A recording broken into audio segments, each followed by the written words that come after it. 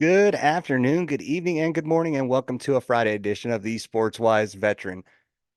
It's Friday, it's the end of the week. I figure why not do something, a quick little show, because I don't think I'm going to do anything over the weekend.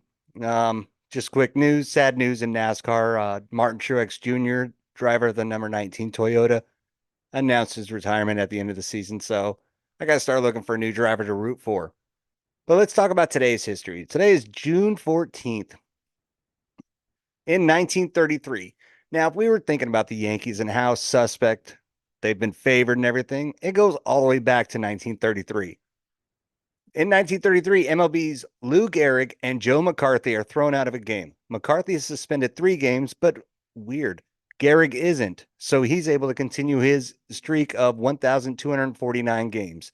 The Iron Man kept his streak alive, or the Iron Horse, excuse me. So a little favoritism, maybe. In 1952, British runner Jim Peters runs the world record marathon at a time of 2 hours, 20 minutes, and 42.2 seconds. That's fast. 1963, New York Met Duke Snider hits his 400th home run.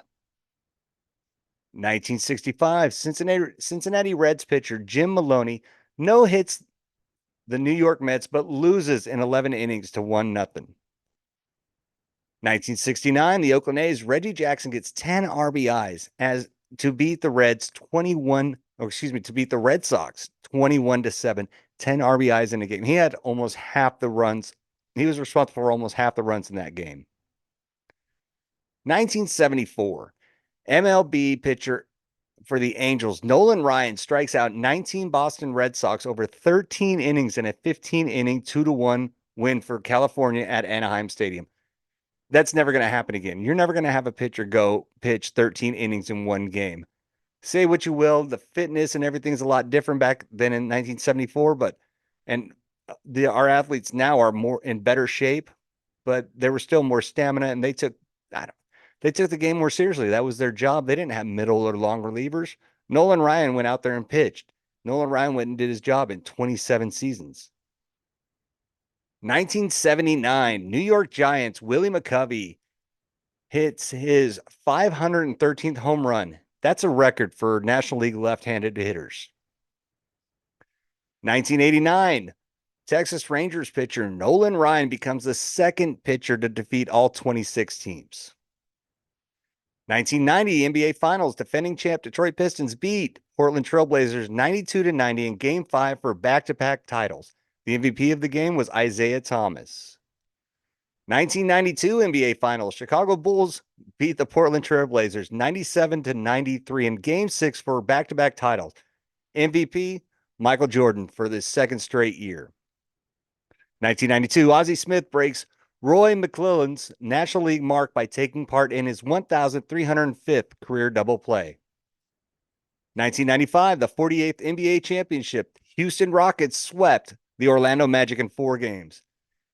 94, 95 seasons, Houston won back-to-back. It's mostly because Jordan was out playing baseball. If it wouldn't have happened, I think he would have won 8 straight. Or excuse me, the Bulls would have won 8 straight. 1998, the NBA Finals. Chicago Bulls beat the Utah Jazz 87-86 in Game 6 for their 3rd consecutive title and 6th in 8 seasons.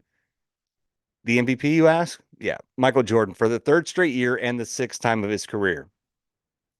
In 2000, Greg Maddux, the professor, makes his 387th putout, breaking Jack Morris's career record. 2009 NBA Finals, the LA Lakers beat the Orlando Magic 99-86 in Game 5 for the franchise's 15th NBA championship. The MVP of that series, rest in peace, Kobe Bryant. Now, we talked about Nolan Ryan beating all 26 MLB teams. Well, we've had some expansion since that happened. There are now 21 pitchers that have defeated all 30 teams in Major League Baseball.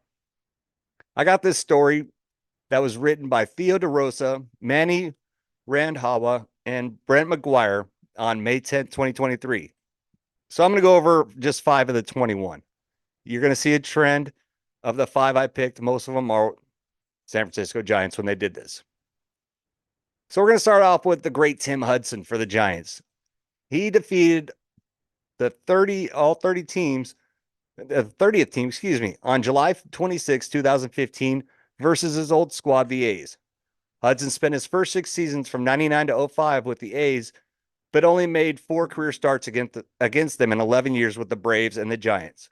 Hudson got his first win over Oakland in July of 2015 with the Giants pitching 5 innings in a 4-3 San Francisco Giant victory. Next up was Derek Lowe for the Indians.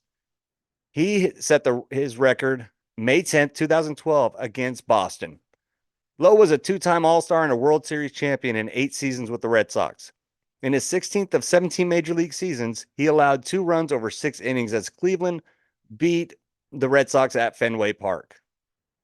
Next up, Barry Zito of the Giants. He set his record on June 12th, 2010 versus the A's. 2010 was a busy season for one of the pitchers, finishing off wins over the 30th team. Zito was one of the first 3 beating the A's in a Giants uniform 5 years before his former teammate Tim Hudson did the same. Next up, Randy Johnson, the big unit. He did this with the Giants. April 19th, 2009 against the D-backs. The only Hall of Famer on this list so far anyway. Johnson spent his 22nd and final season with the Giants. At age 45, he was brilliant against his old team in his 3rd start of 2008, allowing just 1 hit over 7 shutout innings. Next up is Kevin Brown when he was part of the Yankees. He set his record on March 31st, 2004 against Tampa Bay. Brown was still going strong at 39 years old when he beat the Rays in 2004 and joined the All-30 club. While he wasn't quite the level of his peak years, he posted a 2.39 ERA in 211 innings for the Dodgers in 03 and a 4.09 ERA in 132 innings in his first year with the Yankees in 04. The others on the list, I'm just going to go through them real quick. Terry Mulholland with the Twins, Curt Schilling with the Red Sox, Woody Williams with the Padres, Jamie Moyer with the Phillies, Javier Vasquez with the Yankees, Vicente Padilla with the Dodgers, AJ Burnett with the Pirates, Dan Haren with the Nationals, Kyle Loesch with the Brewers, John Lackey with the Cubs, Al Leiter with the Mets, and Max Scherzer with the Nationals. Finally, Bartolo Colon with the Minnesota Twins, Zach Greinke with the Astros, Garrett Cole with the Yankees, and finally Justin Verlander with the Mets. Regardless of who you are as a pitcher, if you can beat every team in Major League Baseball, whether it was the 26 teams, the 30 teams, or if we expand and get 2 more squads, that's an amazing fact. 1, it shows longevity. 2, it shows that you have the pitching power and the team behind you to achieve this record. It's something that's not done it. 21 people have done it. This is amazing. I'm going to end this real quick. This is going to be a quick little 10, 15 or 10, 12-minute show, but it was just something that caught my eye when reading about Nolan Ryan setting all these records. Again, not a first, or he was a first ballot, but not 100% with all these records that he sent. If you're curious what I'm talking about, go back to my previous show about the Baseball Writers Association and their Hall of Fame voting. But the longevity of a lot of these guys' career, some are playing longer than back in the day, back in the 60s, 70s, 30s, but they're not they're not pitching the way the longevity over games as they did back in the day. So it's one of those, back in my day, we did this. Well, today they're using different pitchers over different situations.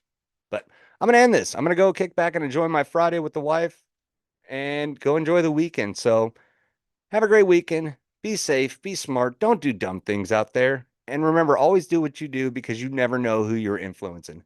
This has been the Sportswise Veteran. I hope you guys have a great weekend. I'll talk to you later.